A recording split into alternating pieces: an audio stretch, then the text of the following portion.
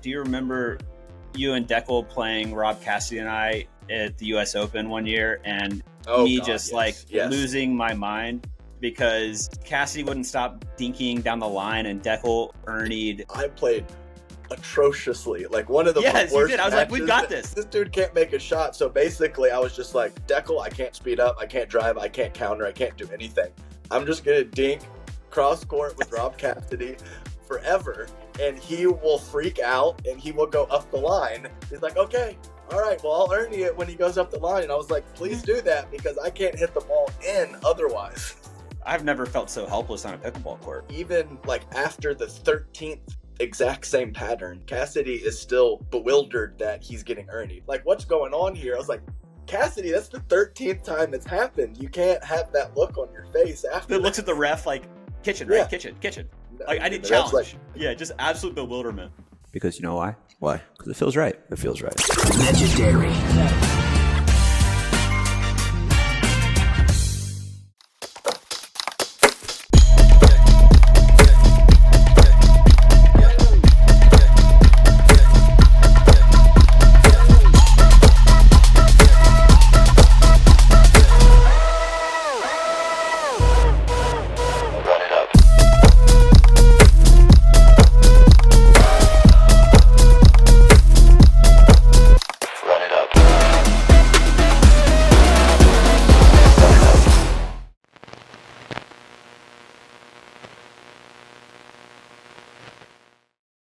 Rob, got to do it, Adam. Because if I don't do it, who's going to do it? You know.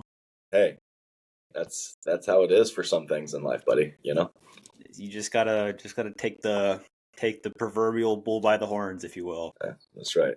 I'll admit I've never been the best at that, but occasionally I feel. Oh, inspired. On things you care about, Adam, you will do it. Occasionally inspired. The bull. Like will if you need to find an IPA at 4 p.m., you will find it. I will find it. It's true. So sometimes it's more of a need than a luxury. You know, it just is, especially with a little toddler running around the house. You know. I thought you were going to say, not 4 p.m., 12 p.m., but you did say it's a need, so it's. Oh no, okay, gotcha. Yeah, okay. So you're talking about 12 p.m. afternoon, not midnight, because correct. Yes, I am no longer a midnight drinker. That I'm. Oh yeah, you're an early asleep guy. for 2 hours. I'm asleep for 2 hours at 12. So that's okay. What's little AJ's schedule? What time does he sleep? He naps from 1 to 3, and in theory, we like to put him down at 8:30, but that turns into more like 9:30 often. So, yeah. So 2-hour nap during the day, and then how long does he sleep through the night? Does he sleep through the night?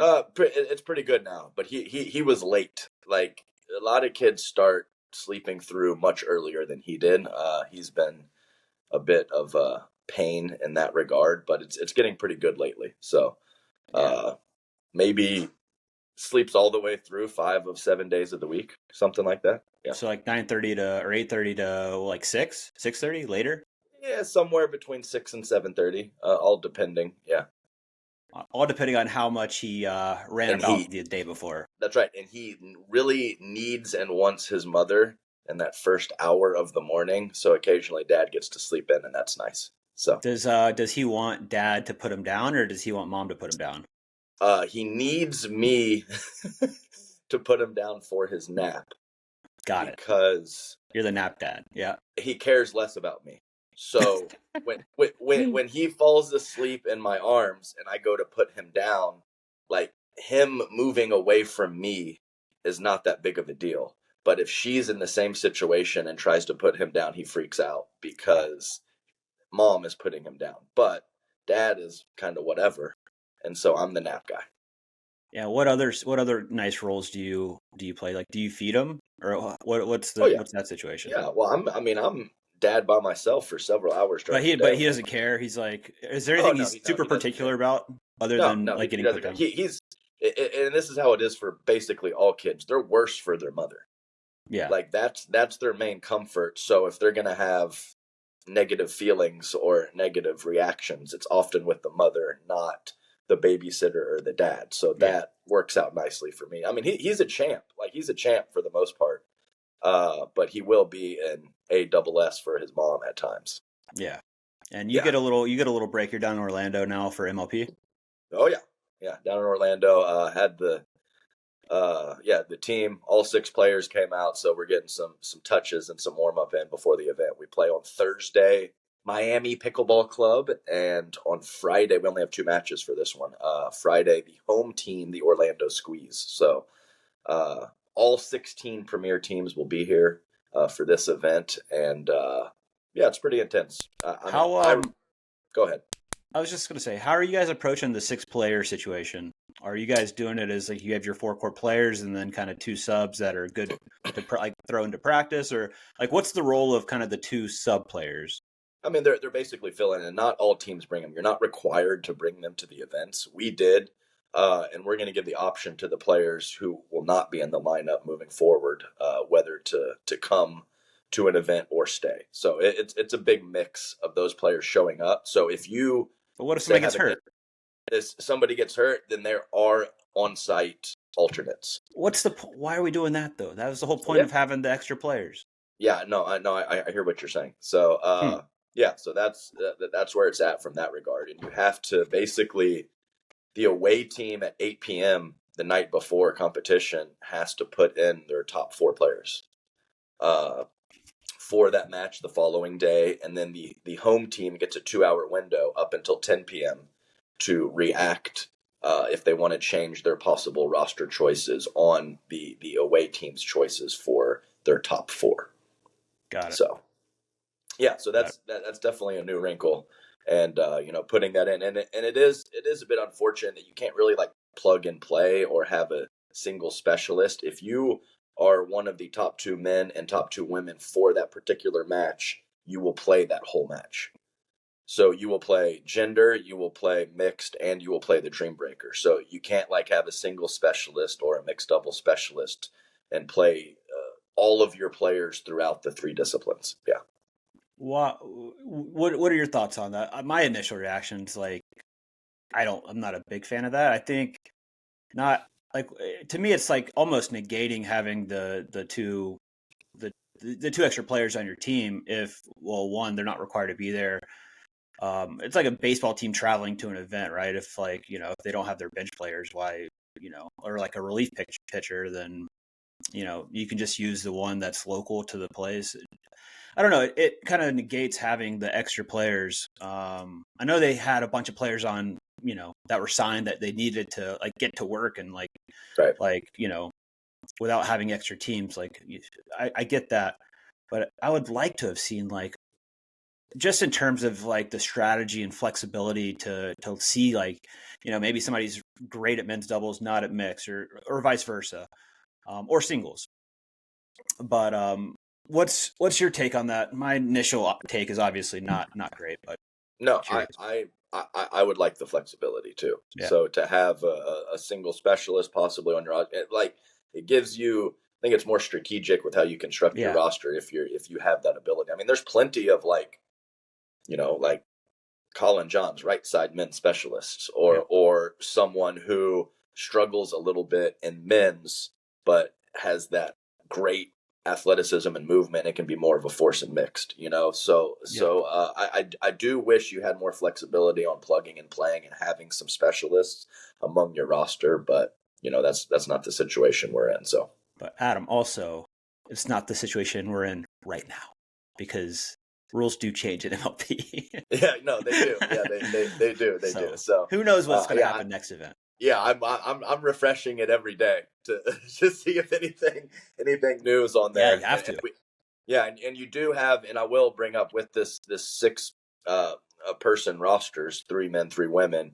You do have that steal chance. So there's 2 waiver wire periods, and the first one we have this event here in Orlando, then we have one in Columbus, and so that is going to be an interesting thing that we've never had before, where you have to solidify your top 4, and that third man and that third woman are available to be picked up from other teams if those other teams are willing to throw one of their top 4 players into the player pool. So there's going to be some strategic. I mean, every time a rule changes, there's always like little edges you can find or little ways to manipulate within the rules. And so it's going to be interesting to see what the teams do when we do have this waiver wire period after the second MLP event in Columbus.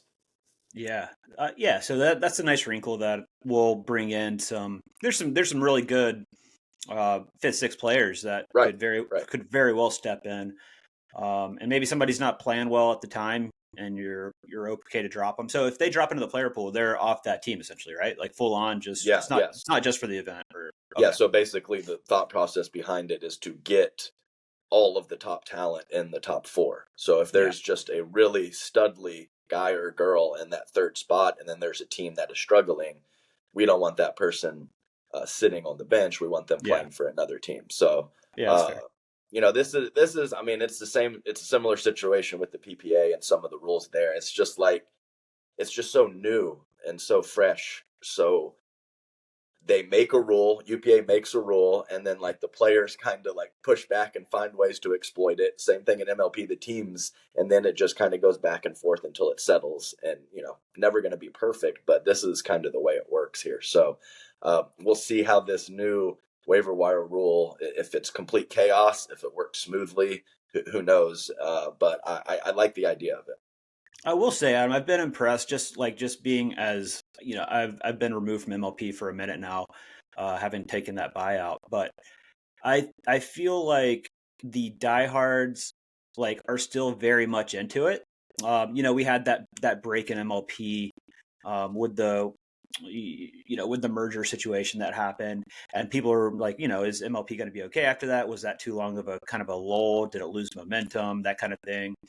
And it feels like with the fans that were already familiar with it, that it seems to me to be as strong as ever. Like, you have everybody's talking about it, commenting on it, seems to be engaged.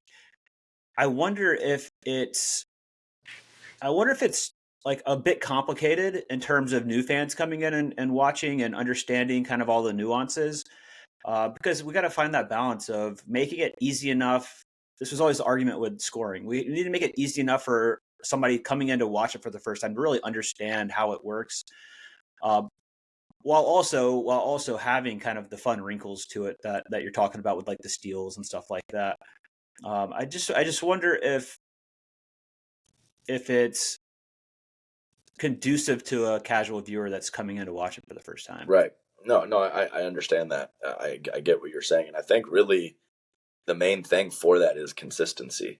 Yeah. So once we have that back and forth, league changes the rules, teams, and then we find like a pretty good, solid middle ground, and they stay the same for years, hopefully, then I think that really helps the situation. But yeah, when they do switch, or teams are players are rotating amongst teams, or the rules aren't just fully solidified, then I do think it is a bit more difficult to follow.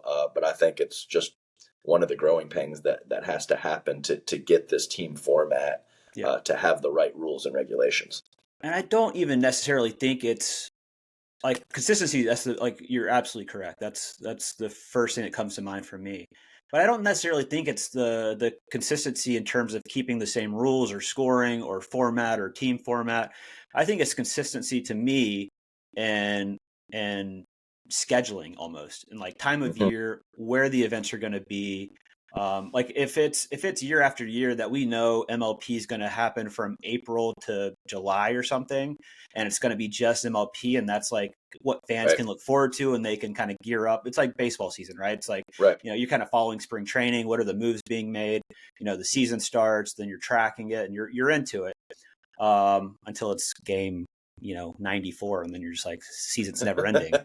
But that's true, and they have done that. They made it kind of a summer season, so I think that is a step in the right direction. And we hold it, have to hold it though. Right, I agree, and also hold it. And then they do have the home teams hosting the events, which I think puts a little pressure on the home team to have a good event. And then, like you said, Rob, as a fan, you're like, oh, the Orlando Squeeze, they put on a great tournament, and they have one every year in Orlando. I can go to that one every year. Or the Columbus Sliders, they host so well.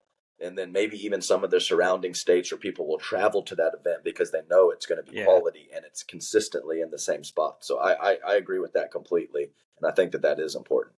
Yeah, I love that too. I like that. I like putting the onus on the home team to host and put a great event on, because it does, like, one, you're going to see who, like, which teams are serious in terms of really creating a spectacle and making it really fun. And like, if you really crush it in year one with putting on a great event, then you're going to have demand in year two, right?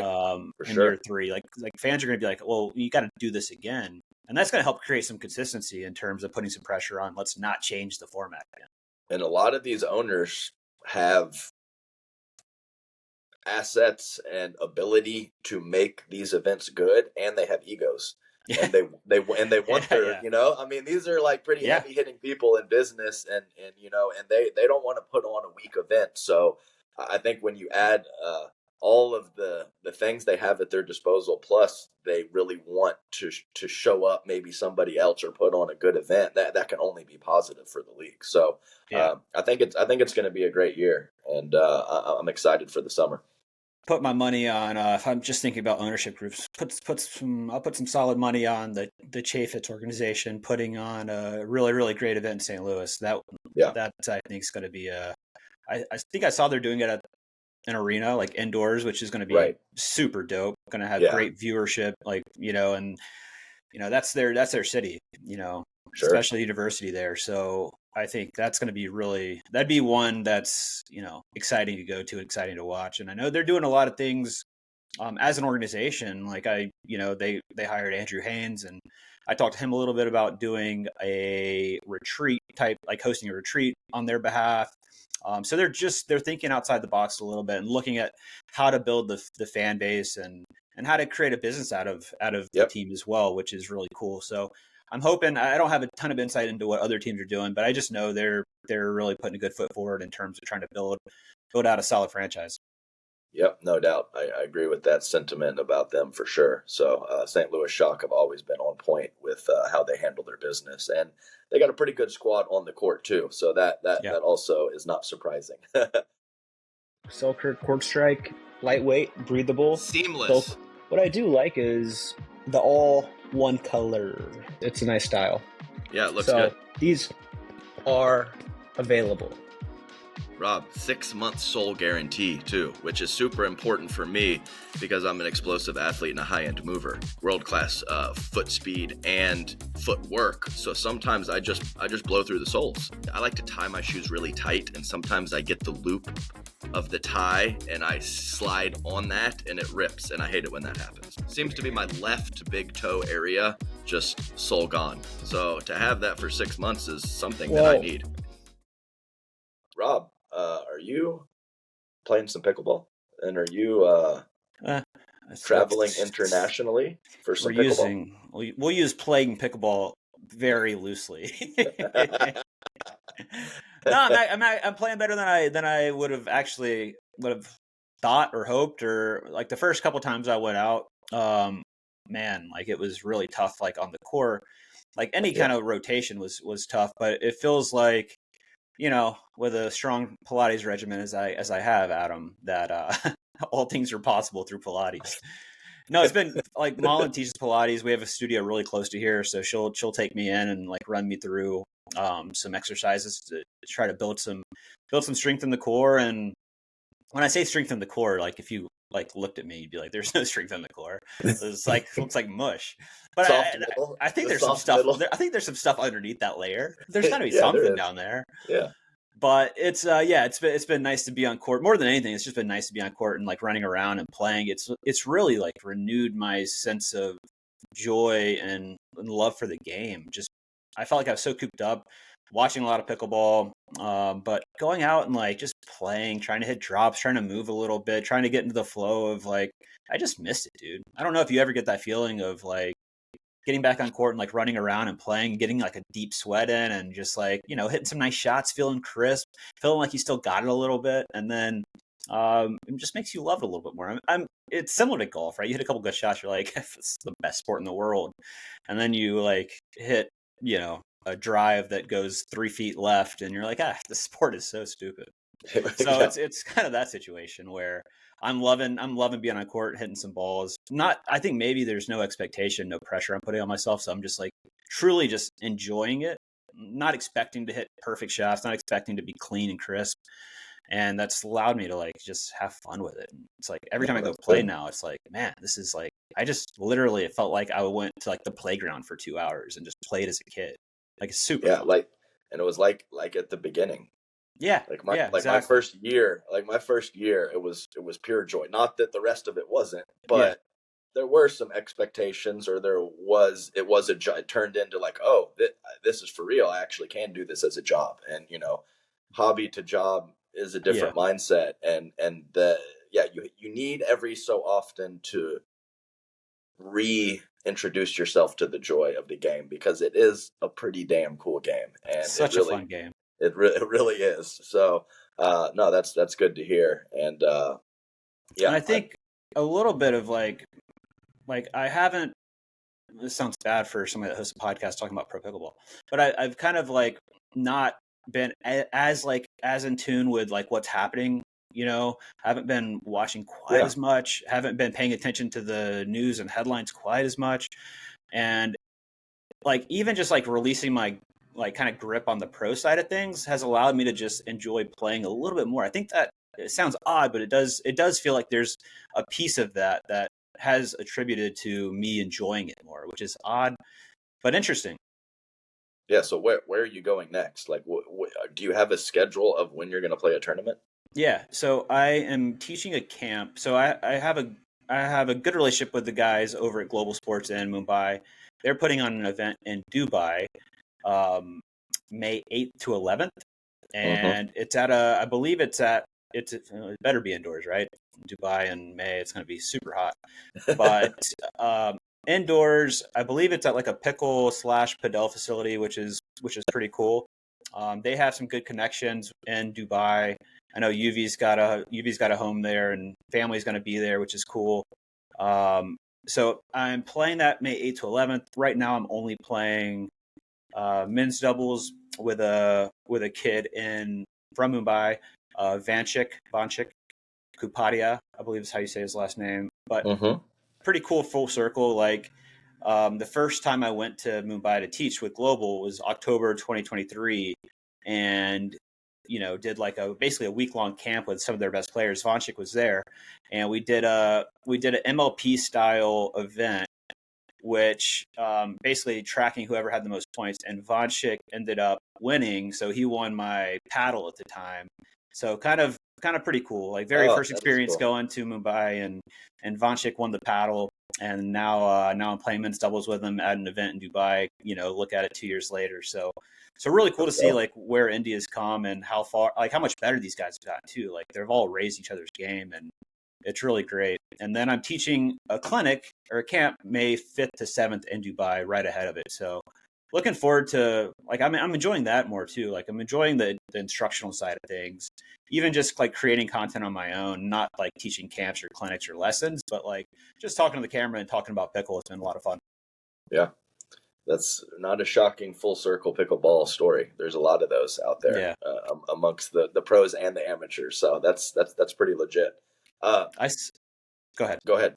No, you go. I was going to say, like, I've seen a crazy amount of, like, talking about pickleball going international. There's been a lot of clips I've seen of like Andre, Tyson, all these guys going to Vietnam and Malaysia, I believe, and getting picked up in Rolls Royces and Maybachs and all kinds of crazy stuff, and like looking like paparazzi at the airport, and like a little absurd. And I've felt a little bit of that, because like when I went to Vietnam and Quang and his brother and dad were there, like it was like, I mean, he was like swarmed the whole time. Yeah, it was absurd how like famous Q is in Vietnam.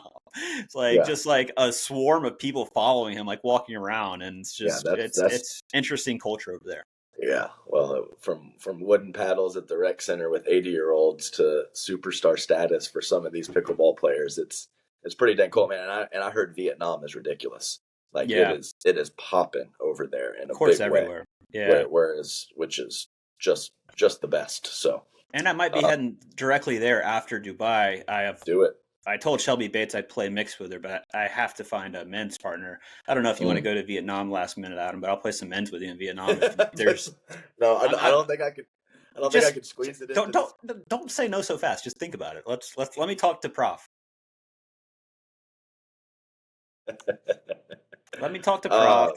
Get a little AJ in tow. Get a little chest carrier that he can sit on me, and let me take it from here, Adam. That's who you're going to have to talk to, because it's not AJ? Up to me. It's up to Prof and AJ. Okay. I'll see what I can do. See what I can do. But yeah, so might go to Vietnam. They're putting on a event. Guy Andy from, it's called Joy Pickleball in Vietnam. He's opening a new 26 court facility, I believe it is, and this is kind of the inaugural tournament. It's the same organizer that hosted it when I went over there the end of last year, which was a super well run tournament. Really did a really, really good job. This was at I think more of a 12 court facility, but so he went from a 12 court. He's opening a new 26 court, and you're absolutely right, Adam. It's absolutely absurd what's happening in Vietnam in terms of pickleball. And we were all kind of speculating, is it going to be China? Is it going to be... and I just saw a bunch of players went to China and played a tournament. I was talking to Jack Foster. He was just over there. And it's just, dude, Asia's here. It's here. We talked about it for a while. Like when Asia gets in, it's going to be full blast. And I think we're about to be liftoff status. Let's go. The more the merrier, as far as I'm concerned. Just totally. the whole PB landscape. It starts popping somewhere, everybody wins. So that's great to hear. Rob, yesterday at the Hard Eights practice, I hadn't done this drill in a while, and we worked it in to the beginning of practice, and it's very simple, but it's just amazing, and it is absolutely my favorite drill, and it's just 2-on-1s. Yeah. So I prefer the bet. You can do it full court, but I really like to do it just at the kitchen line. Where have three right-handers. You have the two right side players dinking cross court, and then you have the left side player kind of waiting for a speed up or an attack coming. 100%. And it's so good for mixing up your spots, mixing up your paces, and finding speed ups. And of course, you can rotate it around any way that you want to. But even some of our guys and girls were just like, man, after that drill, we played standard regular games, and I was just seeing it like a beach ball. After that, just to... Oh, you can't drop the beach ball, Adam. You can't do that. It brings back bad memories. Stop it. Pat Smith. Stop it, Tell dude. Tell the story. Tell the story. Oh, no. I think this had to be at the U.S. Open, and it was mixed. And I think he was playing with Stratman. I was playing with Vivian David, maybe. And it was a tight one. Viv and I lost. And at the end, Pat, just such a nice guy, just comes up, daps me up. It's like, oh, bro. So, I was just seeing it like a beach ball out there. I'm like, you just beat me, dude. I'm so down right now. I'm obviously really sad and bummed, and you can't just tell me how easily you're seeing the ball. Like, it's just so disrespectful. But so he said it in such a nice, kind, earnest way that I was just like, okay, sure. The story's no good if it's not Pat Smith. Oh, exactly. Because he meant nothing by it. He was just trying to say something to comfort you after you lost. And that's what he comes up with, is that right there. Oh, I was just seeing it like a beach ball out there. Oh, thanks, Pat. I couldn't get a third down, bro. So I'm glad you saw it. I was seeing it like a freaking marble. Yeah, exactly. Great story. One of my favorites. But yes, sorry, that was a little interjection, but continue on. Sorry. No, it just, the 2-on-1. I just think it's so fantastic. And just, with some of the heavy counterattacks and some of the paddle technology, just finding a rhythm on changing paces and changing spots on your attack locations. And there's just no better way to do that than a 2-on-1 drill, all three players at the kitchen line. And also from a counterattack perspective. So it works for the person on the right side firing away to all the spots, and it helps the left side person slide left, slide right, find different ways and different styles to counterattack the pickleball, which is extremely important. And you just get when you put it into a drill form and aren't just doing it in a match, you get so many more reps in those situations, and you can really find patterns and spots that you like to go much quicker in that drill format than you can just playing games. Yeah, and I think there's a lot of times where you do the one-on-one head up, straight up the line on the dink attack, try to find the spot to like attack, but it's not nearly as efficient and as true to the game and point simulation as you would do if you're going cross court first, right? Because you're not going to dink head on very often, just one after another. You're going to go cross a lot. You're going to go middle, and it's a different attack when you're attacking a ball out of the air, changing the direction of it versus going right back where it came from. Like it's a different shot. Taking a speed up out of the air, changing direction on somebody's body versus it coming right from the same spot. So when I lived down in Estero, and Deckel was living at Andy's house, if you remember this, and Viv was living at home, and Jan Poppy had a store. Dude, this is all Deckel and Viv and I did. Like all we did was 2-on-1s. We had most of the time it was just the three of us. We sometimes had a decent fourth come in, but it was us doing this exact 2-on-1 drill nonstop from the kitchen and just rotating. And I do attribute it to like why Viv got so good at countering and especially sliding right and hitting, like cranking that two-handed backhand. Like she got so good at that because we just drilled that nonstop.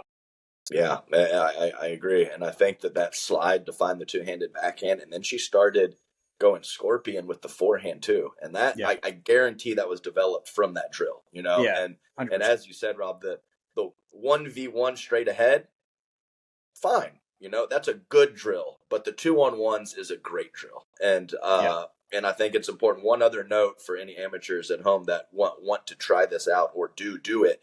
If you are, so you have the right side player lined up with the left side player, and then the left side player has his partner on the right. If you are that player on the right, just mix in some dead dinks or mix in some more aggressive dinks to give that player opportunities to be aggressive. It makes the drill flow much better than just hitting unattackable dinks throughout the entirety of it. So sure, don't just pop up everything, but give that player something to work with so that they can work on their attacks and that left side player next to you can work on their counters. It's absolutely huge.